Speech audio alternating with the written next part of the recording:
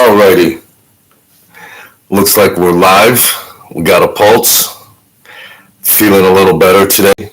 And on July 15th, I hope everybody's enjoying the summer. It seems like it's moving right along, naturally. So the thumbnail is feeling blessed and sadistic. And then whatever description there was like, I really like the blood and the violence in retrospect. I don't know, but it's a slippery slope when you're thinking back on these things, and after when if you heard the story, if you're a regular here, well, there was a crew in the Falls up in Western New York, and I used to run around and stuff like that, and they were getting eliminated, and a new operation was going to filter in from New York, and they were going to handle everything hands-on. The Niagara Falls boss was retiring, and a lot of bad actors were there, and it was clearing everything out. And after the fallout, and when these people would come around and search me out, where's so-and-so? Where's Billy? Where's Timmy? Where's Tommy? Where's so-and-so? They're missing. I don't know. You've been rocking and rolling for years and everything, living on your high horse. So they're missing. Well, that comes with the turf. They're not altar boys. That comes with the turf. Now you're crying about this. Too bad. Too bad. That's all. Too bad. Get your scuba gear and go look in the lakes and rivers and see if you can find them. That's all. The some of the people that met their demise, I liked it. God forgive me, I try to do a spiritual thing here, but hey, that's life. I try to do uplifting devotion and stuff, but I'm glad they got tortured. I'm glad they got chopped up. I'm glad they got ripped to pieces. I'm glad every imaginable way, because they didn't care when they were doing it. They didn't care. When they were riding high on their horse, they were just wrecking machines, killing machines. And then afterwards, their loved ones are crying. What about this? Well, leave me alone. Leave me alone. I don't know. Wherever they are, good. Wherever they landed, they landed. And it's not the godly way to think. But I'm not perfect. But a couple guys I saw the other day, and they refresh my memory, old timers and stuff, and we have fun. We reminisce about a couple things. Go get your cup, and bringing back a time where I hope you people saved enough money up during all that hustling that you sent your kids to college, and you bought a house out in the suburbs, and you lived high off the hog off of all that money. If you did, if your husbands or fathers didn't blow the money, which many did. So I don't know. I said I feel blessed and I feel sadistic because you see the other channels on YouTube, and it's this, big personalities and stuff, and it's like, yeah, whatever. You're entertaining. I don't care if I got 10 subscribers or 10,000 subscribers. They're all full of crap. I mean, they tell an interesting, yeah, for the value of telling those interesting stories, they're awesome. They're great storytellers. And it's not like I'm in a competition or a race. I could write a better story. I wrote a book. I could write way better than them. But it ain't like that. We're older now. It's just like, yeah, put some stuff out there, get it off. I mean, share some stories and things like that. And it's all right. I mean, I got the time for it.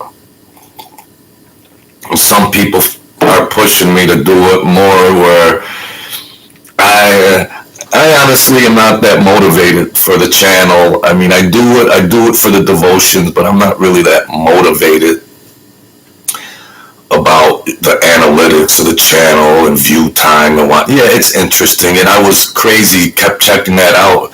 Now it fell off of me. I mean, whoever comes in by God's grace and comes here, that's good enough for me. Whatever's meant to be is meant to be. So I'm not gonna, rack my brains thinking I gotta think of another story and make it interesting and an interesting thumbnail and everything else. Today's topic or thumbnail was, I feel blessed. Thinking back, I felt, sadistic about these actors and these people that were running around. That's all. There's no hiding that. I mean, you could candy coat things and everything else, but at the end of the day, you know exactly what you're involved with, and you know exactly what your duties were, and that's it. They're crying like babies afterwards. I mean, you weren't crying when you were in Russia vacationing. They weren't crying when they were at Disneyland spending all the money. They weren't crying when they were in Hawaii. No. What did they think? Their husbands were factory workers? No. They were living high off the hog. Then they want a pity party and cry about everything else when it's all over. They met their demise. That's all. And I was getting bombarded by family members afterwards.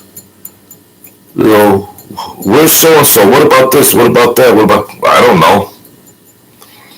I don't know. I didn't benefit so graciously like they did. Look at my car compared to their car. Look what I got compared to the money you people came across. Don't come crying to me. I'm the low man on the totem pole. You messed your money up. You messed it up. So, I look back and I talk to some of the old timers, and I like reminiscing about some interesting characters and stuff like that. And thinking back, and I did have some good relationships with a couple guys that were really more of a human connection than just a business organized crime thinking mentality where that's all they had was one.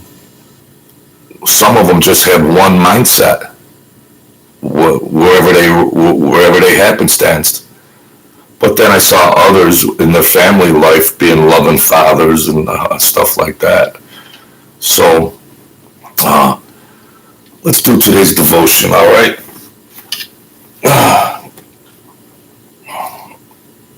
All right. We're blessed to have this day. No matter what you believe in, you're lucky you're alive today. Whatever, you want to be Bible thumpers, Jesus freaks, or whatever. You're happy you got today, all right? Have some gratitude towards something. That's all. Because tomorrow it could be gone, so. And then don't cry like a little bee. Don't worry about tomorrow. This is not a suggestion, but a command. I divided time into days and nights so that you'd have manageable portions of life to handle. My grace is sufficient for you, but its sufficiency is only for one day at a time. So just concentrate on the here and now. The rest will fall in place. When you worry about the future, you heap day upon day of troubles into your flimsy frame.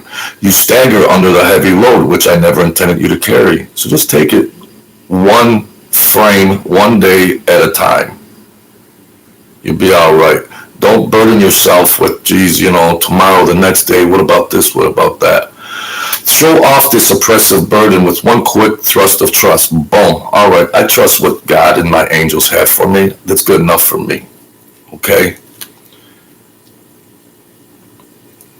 Anxious thoughts meander about you and crisscrossing your brain, but trust in me brings you directly into my presence. As you thus affirm your faith, shackles of worry fall off instantly. So when you have faith, the worries fall. I'd like to not have as many worries as I do, so they fall instantly. Enjoy my presence continually by trusting me at all times. All right, there's a little devotion. Some of you are into that. That's fine. Sounds good to me. So, hope everybody's doing all right. And whatever story I put together, there it is. I'm going to do these, probably not every day, at least the devotions maybe, but it gets a little crazy thinking up stories, and what about trying to remember back years and getting details and stuff. Yeah, it's all right. I mean, I do it for fun, and we'll see what happens in the long run. And that's that. I hope everybody's feeling good, and we're fighting back. We're making a comeback, and I'm feeling a lot better than I was the past week. So I guess we're going to end it there. Be the kings and queens of your world. Stay great. Stay safe. God bless. I'll see you soon, folks. Thank you.